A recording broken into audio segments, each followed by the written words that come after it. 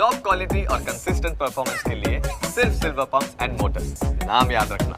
રાજ્યમાં પાક નુકસાનીના સર્વેની કામગીરી શરૂ કરવામાં આવી છે। ગુજરાત રાજ્યના કૃષિ વિભાગના અધિકારીઓ સર્વેની કામગીરી હાથ ધરી કેન્દ્રથી પણ 7 જેટલા અધિકારીઓ ગુજરાતમાં આવ્યા છે। અધિકારીની ટીમ મધ્ય ગુજરાત, દક્ષિણ ગુજરાત અને સૌરાષ્ટ્ર પંથકમાં નુકસાનીનો સર્વે કરશે। નુકસાનીનો રિપોર્ટ તૈયાર થયા બાદ કેન્દ્ર સરકાર સમક્ષ રિપોર્ટ રજૂ કરાશે। આજે કેન્દ્રની ટીમના સૌરાષ્ટ્રમાં નિરીક્ષણ કરશે। કેન્દ્ર સરકાર પણ નુકસાનીનો અભ્યાસ કરીને ગુજરાત સરકારને આર્થિક સહાય પણ કરશે।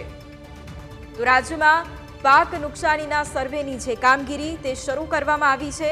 ગુજરાત રાજ્યના કૃષિ વિભાગના અધિકારીઓ છે કે જેમણે સર્વેની કામગીરી હાથ ધરી છે।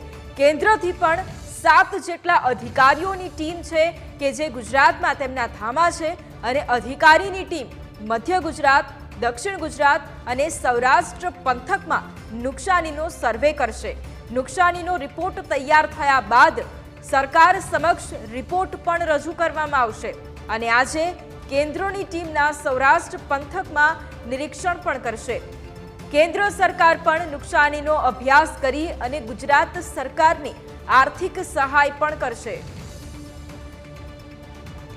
સંવાદદાતા મલ્હાર ફોન લાઈન પર છે। મલ્હાર, એક તરફ રાજ્યમાં પાક નુકસાનીનો જે સર્વે છે તેની કામગીરી અત્યારે શરૂ કરવામાં આવી છે, શું વધુ માહિતી?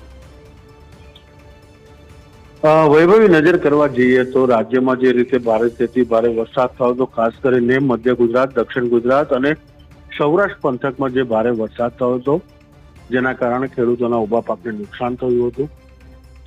જો કે આ સમગ્ર મામલે જે છે તે કેન્દ્ર સરકારની ટીમ અત્યારે ગુજરાતમાં ધામા નાખ્યા છે। 7 જેટલા અધિકારીઓ જે છે તે ગુજરાતના જે જિલ્લાઓમાં વરસાદના કારણે પાકનું ધોવાણ થયું છે, પ્રભાવિત છે તે વિસ્તારની સમીક્ષા જે છે તે કરી રહ્યા છે। આજની વાત કરીએ તો આજે આ ટીમ જે છે તે સુરેન્દ્રનગર જિલ્લામાં જે છે તે નિરીક્ષણ કરી રહી છે અને નિરીક્ષણ બાદ જે રિપોર્ટ આવશે તે રિપોર્ટ કેન્દ્ર સરકારના ધ્યાને મૂકવામાં આવશે અને ત્યારબાદ કેન્દ્ર સરકાર જે છે તે આ રિપોર્ટનો અભ્યાસ કરીને કેટલું નુકસાન થયું છે તેનું વળતર જે છે તે ગુજરાત સરકારને આપશે। એટલે કહી શકાય છે કે ખેડૂતોને આવનારા દિવસોમાં મોટો ફાયદો થઈ શકે છે। હાલ આ ટીમો જે છે તે રાજ્યના અલગ અલગ જિલ્લાઓમાં સર્વેની કામગીરી જે છે તે કરી છે। સાથે સાથ ગુજરાત રાજ્યના કૃષિ વિભાગના અધિકારીઓ પણ જે છે તે આ ટીમ સાથે જોડાયા છે અને સમગ્ર જે જિલ્લાઓમાં ભારે વરસાદ થયો છે ત્યાં આગળ તે ટીમને લઈ જવામાં આવી રહી છે, ત્યાં આગળ નિરીક્ષણ જે છે તે કરવામાં આવી રહ્યું છે। બિલકુલ, આભાર મલ્હાર તમામ જાણકારી માટે।